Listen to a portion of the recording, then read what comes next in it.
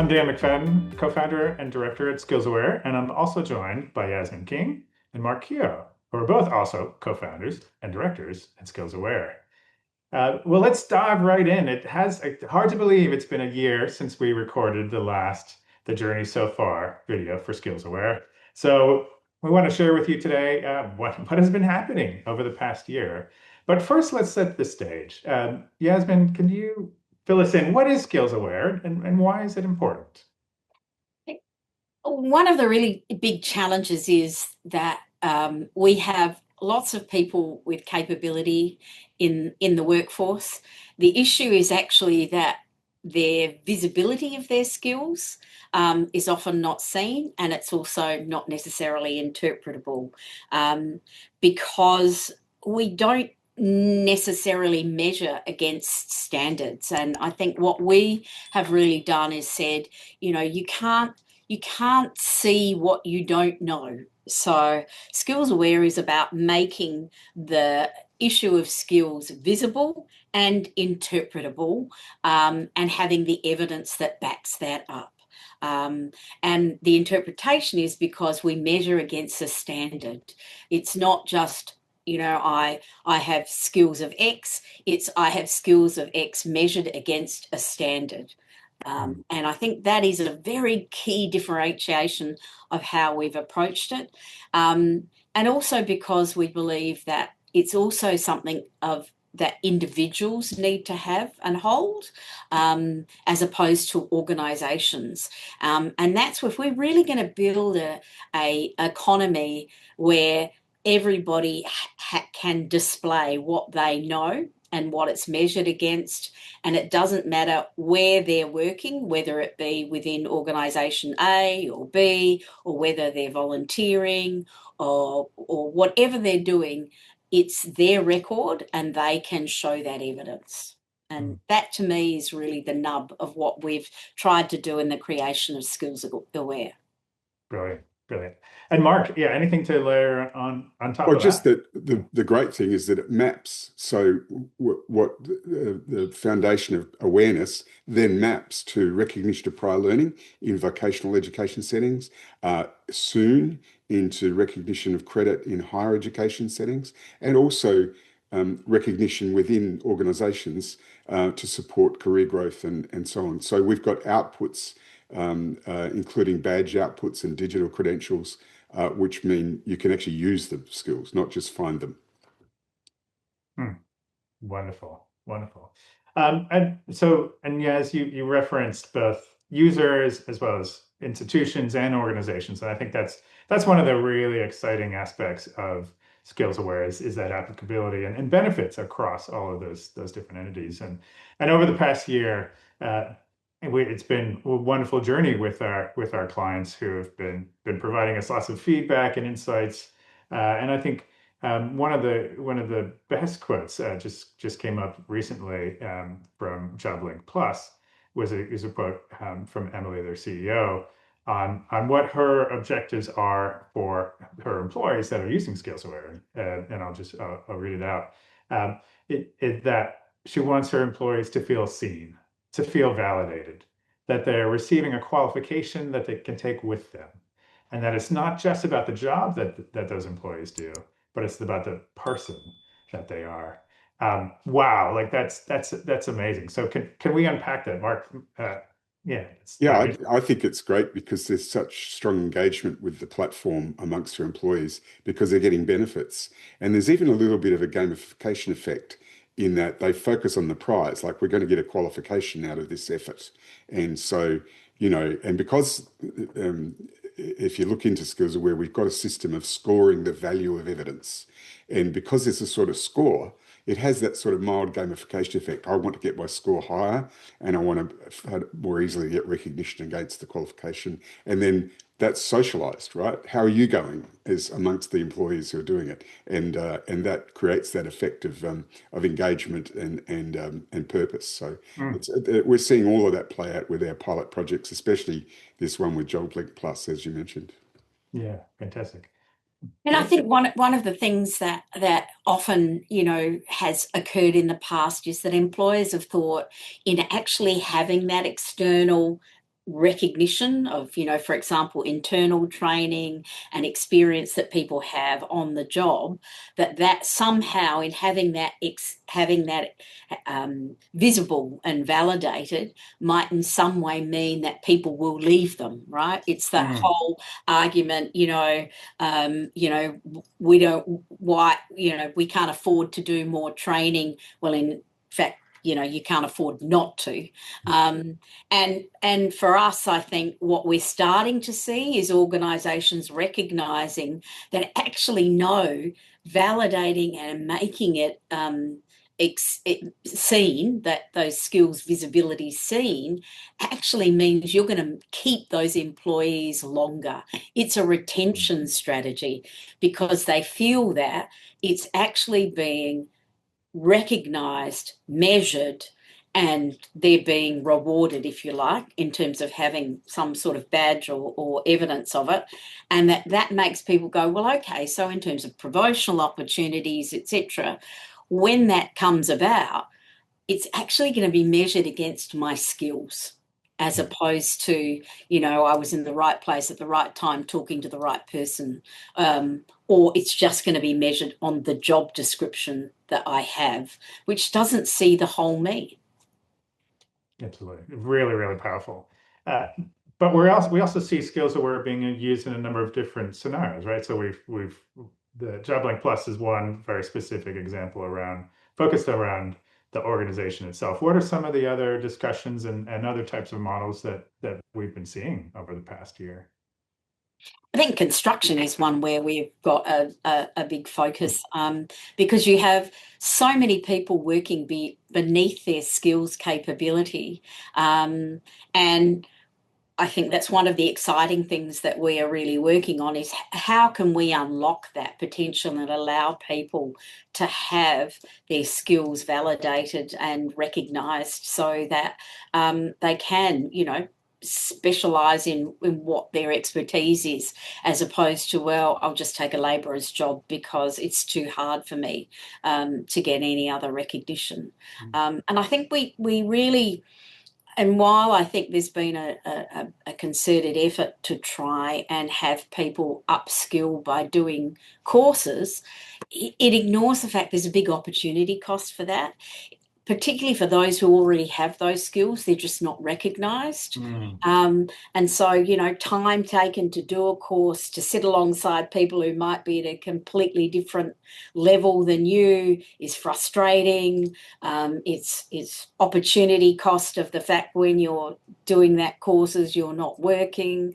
All of these things, I think, make it a much more complex thing than just, we'll offer a free course and that's going to solve the problem. Right. Brilliant. And Mark, you flagged, or you mentioned already higher education, but yeah, can you give us the lens from vocational as well as higher ed? Sure. Yeah. And what we're seeing is a lot of interest from both large public and private RTOs, where they recognize there's a national agenda to improve recognition of prior learning or recognition of credit in the university sector. And then the other thing in the university sector is the recognition of skills rather than just academic outcomes. So SkillsAware plays to all of those needs in the marketplace.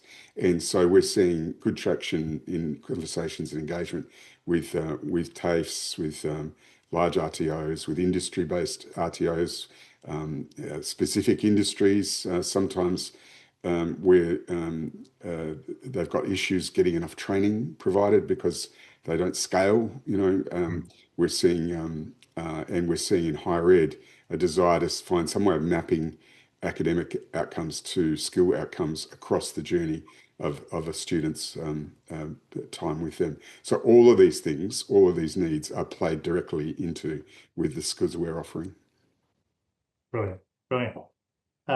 Let's pivot now, and again, the journey so far. So in the past year, let's talk a bit about the platform and how that's changed. And why don't I kick off on this discussion? But yeah, I know you both will jump in as well. So based on all this incredible feedback, as we flagged from users, from institutions, but also from other organizations that we've been in discussions with, we have released our third major rewrite of the platform. including a total overhaul, a total actual rewrite of the user interface, based on that feedback, thinking about the workflows and how do we smooth that, how do we remove friction from the process. And so that has been a major undertaking for us, but it really gives us the platform to move forward with. So that's been incredible. And just recently, we added the endorsement functionality. And Mark, you want to Yeah, tell that's us? Yeah. essentially what we've got is an encrypted endorsement possibility. So you can be in SkillsAware and seeking to gain evidence or add evidence for your skill, but there's a button you can press where you can send an encrypted email to a former supervisor or current supervisor or peer and get an endorsement for that particular skill. And that just adds to the evidence base. And it's encrypted, so it's secure, so it's as valid as we can make it. You'd have to work really hard to sort of make that a false claim, you know. So it's a really big strength in that during the time you can gather more evidence, right? You're not just relying on the evidence you already have. Right, right.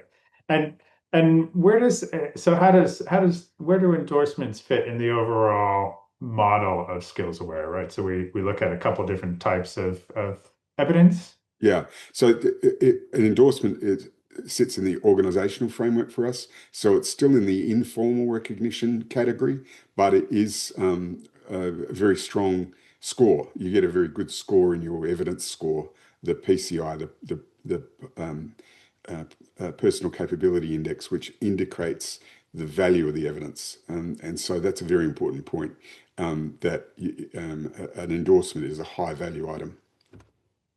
Right, right. And I think that just builds the holistic view that SkillsAware is taking to assemble all this evidence. Yeah, so I might throw back to you just in terms of evidence and how does SkillsAware work with all this evidence, but then people, right? Assessors or individuals within organizations. How do those two fit together? I think one of the things that we have been extremely committed to ensuring is that at the end of the day, the human is the one who makes the ultimate decision, right? And we've designed it that way on purpose. It's been fundamental to our whole process. And I think, everybody knows that it's harder and harder to find trainers and assessors, in particular industry areas. And part of the reason why recognition of prior learning has always been a wicked problem has been that it's a very, very manual process. And even with toolkits, it's still a very manual process. And so what we've tried to do is say, how can we make the ability of those trainers and assessors to use their time in what their skills are, which is making those judgments on the evidence presented to them and not chasing students saying, you need more, no, you need to send me more bits, or going through the cardboard box of heaps of paper and, mapping. Because the other thing about mapping is that, one piece of evidence is not basically linear, right? I mean, that one piece of evidence needs to be mapped against multiple areas. So, you're doing a lot of repetitive analysis. And of course, AI is a perfect instrument to address that. But ultimately, we're about freeing up the time of those trainers and assessors who are in short supply to actually use their time, to use their skills and judgment to do that, and not administrative work. But at the end of the day, it's their decision which is critical. And the information they presented, they may still go, I want more information on that, or we want more, I want to have another look at that, or whatever, or I think there's a clear gap. But it gives them a really clear picture of what they then need to follow up on. That's fantastic. And I think one of our strengths is the ability not only to go deep in particular areas, but also to go broad, right? So it's not just an RTO specific solution. It's not just higher ed. It's not just organizational. So I think that's been one of the key factors in our ongoing international expansion and the discussions we're having around the world. Yeah. Can I say one thing I think, Dan, that really highlights that is people who typically have evaluated themselves on what their current job is. And when they start putting evidence of what their whole history is, somebody who might have quite, for example, a narrow role where they're doing, they don't have a lot of interaction with people because it's not necessary. But when they put in their history and it shows, well, actually, they've done quite a lot of things in their life-wide skills, which meant that they actually have got skills in, for example, communication or working in a quite complex team. But previously has not been seen, and this then opens opportunities for them within their own organisation, because suddenly it's now being seen, and the organisation can go, oh, I had no clue that you could do these things. So I think that's where I think there's a real benefit in having that approach of looking at all someone's skills and not just defining you on what your last job role is. It's brilliant. And I love that expression, life wide, right? That's really what we're trying to capture with SkillsAware. Well, and we've had this pleasant experience of worldwide, right? So isn't it fantastic that we've been able to achieve contracts and pilots and engagement in both North America and in Europe, and that's just that was unexpected for me that traction would occur. But it seems this skills problem is a global problem. Skills visibility is a global problem, and Australia uniquely has the standardized training package system. Other people in the world don't have that. And so what we're being able to do is take our expertise from that approach and plug into other standards in other countries. And the level of engagement and awareness and wow factor has been really strong in all of those conversations. So we've really enjoyed that. I spend quite a lot of time at weird times of the day in meetings, but I'm very happy to and very happy to find that we get engagement that's not based on borders. It's based on needs to develop skills recognition worldwide. Which is brilliant. And I think what we found and are finding, continuing to learn ourselves as well as share our knowledge is there is so much in common, but then there are also those national or regional or other nuances or frameworks that we can apply on top.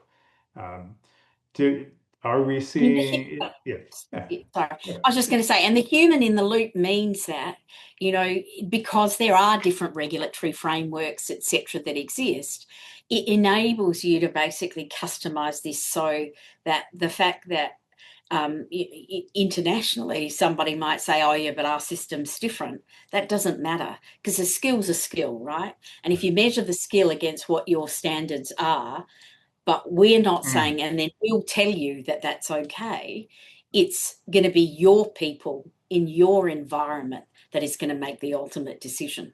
So it doesn't matter where you are in the world. That's great. Yes. I think one of the exciting aspects that I really appreciate is the ability that we have to go very wide. So if an organization or users want to leverage our library of more than 73,000 skills and competencies, they certainly can. And to your comment around life wide, well, it's a very wide set. But then we also have some clients who are very focused in a particular niche, and that might be for registration or some other qualification, some other aspect. And so they do want it to be tailored there.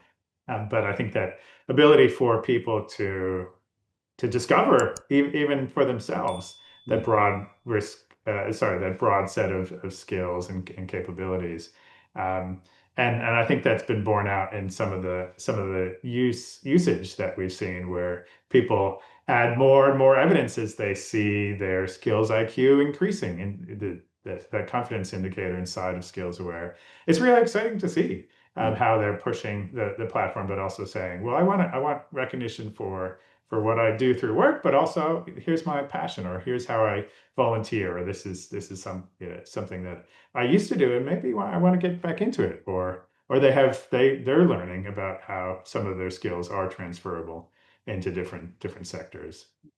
And I think working with some of the different groups, such as veterans transitioning into civilian life, or immigrants, migrants who are looking to improve their life. And there was also a report issued just a couple of weeks ago around that there's more than 340,000 immigrant women in Australia alone who are operating below their skills, below their qualifications, because they're just not able to get those skills recognized here in Australia. Mm. And then if we take that to the global stage, we look in America, there's STARS, those skilled through alternate routes, more than 70 million of individuals who do not have an undergraduate degree, and yet they have these lifeline skills. So much going on, so much potential.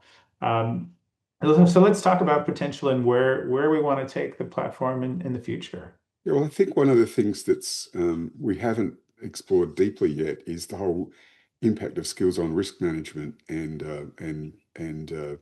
overall organizational capability. So we've focused a lot on mapping to qualifications for qualification outcomes or certification outcomes. What I see in the future is we're going to be able to work with organizations around their risk and capability.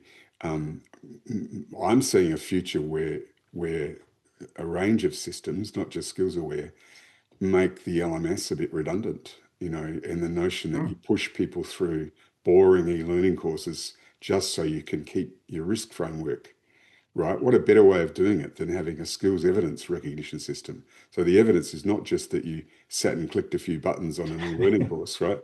The evidence is what you do in your job, right? Much stronger, much more opportunities. So I'm seeing that as a future focus, and that will become industry specific because different industries have different regulatory requirements. So I'm looking forward to some future projects in that area. They're just early engagements with clients about that capability, but I reckon that's a future thing. Yeah. Yeah, I also think that we, certainly in Australia, we spend a lot of money on training, right? A significant amount, and it's increasing, and yet productivity is poor, right? So clearly it is not spend more money increases the capability of people. So something's going wrong. And if you actually, recent report talked about how much is wasted training, right? It's, to Mark's point, doing it for compliance reasons. But if it's not actually changing behaviours and impacting, then, it's not money that's being targeted spent. And so where I think we will see a real opportunity moving forward is also in the area of how can you make sure that compliance training is about actually being targeted and upskilling, as opposed to just, well, I've got to repeat it. I know from my past life in a role as small business commissioner in New South Wales, I had one guy come and see me. He had 21 white cards, right? Because every company that he went to work for would say, oh, you've got a white card, but I don't know that provider. I want it from this provider, because they weren't looking at what he'd actually done to get those white cards. They were just looking at, it's a white card and it was delivered by X, and they didn't know X. Whereas if that had been instead, yes, you've got a white card, but these are the evidence of the skills that I learned while I did that, that then becomes a different conversation. And I think that's where I think there's a real opportunity to stop the repetitive compliance training and actually make it targeted. Fantastic. And ultimately productivity, throughout the entire journey, but then also unleashing the human potential, right? Absolutely. So that they're not wasting time, they're not getting knocked back for opportunities where they could be delivering. I mean, I think people underestimate how much application tracking systems, they really operate on quite specific words and targets and quite frankly biases, which means there's a lot of people who, if they don't understand that, basically miss out on ever getting a stance. And it's going to become even more critical in a world where there's less and less entry-level jobs, because we're already seeing people require for an entry-level job 3 to 5 years experience. Right. Right. Now, how as a young person do you get that, right, if you haven't even had your first shot? And so being able to really validate the life-wide skills that you've had, which might have been working in as a barista somewhere, or working, and in your family's retail business, or whatever it is, but actually being able to codify that against standards might mean that you will have something to deflect that. Well, you've got no experience, so I won't even look at you. Perfect. And yes, you mentioned particular industries in the past, such as construction. Are there certain ones that we're focusing on now, and then do we see that expanding? And then probably a question to both of you around international opportunities. Do we think the same challenges are faced in construction here in Australia as well as globally? Do those vary? Are we seeing the same thing? And then where do we take things internationally? Well, if I just use the example of the discussions that we're having in the UK, I know construction is absolutely facing the same in Europe as it is here. And I think that is one of the incredible advantages that we have, is that a skill is a skill, right? I mean, there might be slight nuances of difference internationally, but a lot of the same challenges that we see here are being seen everywhere. How do you unlock the capability of young people in a environment where there are less and less entry jobs happening everywhere? How do you ensure that older people basically have the opportunity to work when a lot, again, application tracking systems tend to basically, sort of make judgments as to whether, if somebody's over the age of 50, they're not even going to get a look in. Well, in an aging population and with the demographic challenges that are happening, particularly in the Western world, we won't be able to afford to do that.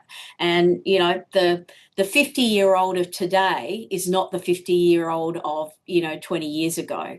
I mean, the length of time that people are being active and living is getting longer and longer. And yet we're still making decisions about that as though, we're in the 1950s, right? So I think there's so many of these challenges exist internationally, and the only way you're going to address that is by getting rid of some of those biases of how people employ, to actually look at facts, right? Look at evidence, and that's where I think we're going to have a really big impact, and that's a challenge that's being seen everywhere in the Western world, not just in Australia. Yeah, very clearly. And the work I'm doing in Canada is same. Canada has a framework, the Red Seal framework, for recognition of registered occupations, so all the trades and so on. Similar, different, but similar. And so SkillsAware plays directly into that. We just change the labels and change the framework and do the same process. So that's going well. And their construction, energy, transfer from industries that are in decline to new industries, big everywhere. It's a big challenge all over the world. So, but Dan, if I said to you, what's the biggest challenge we have? What would you say? Would it be, what's the toughest thing about, this kind of engagement process? That's a great question. I think one of the wonderful things we've seen is what it is not. It's getting engagement from people, because everyone recognizes this challenge and this problem. I think what we're seeing is probably the challenge of individuals thinking about how they can take this information and work it into their processes and see that flow, because it's information they've never had at their disposal before. And yeah, as you flagged, the applicant tracking systems and how so much of this information gets lost, right? You lose that fidelity. So now we're presenting organizations, individuals, institutions with true high fidelity information. Yeah. So it's then that challenge of, wow, okay, what do we do with this information? And I think that's where, with our experience with our clients so far, we can take that to others and say, well, here's the low hanging fruit. Start here, but then let's look at that bigger picture to take full advantage of all this data. And to that point, I think there's a skills literacy problem.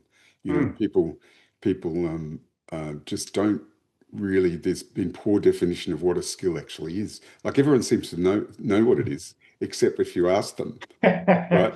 Tell me what a skill is, right? And people get flummoxed at that point. Oh yeah, well, you know what a skill is. We know what a skill is. So I think that plays into that. If you've got good definitions of skills and good skills literacy, then the fidelity becomes a useful tool, in the hands of those people. So I feel like that's one of the biggest challenges. And of course, we've joined, a number of organisations like Jobs and Skills Australia and their work on the national skills taxonomy, and there's similar work going on all around the world.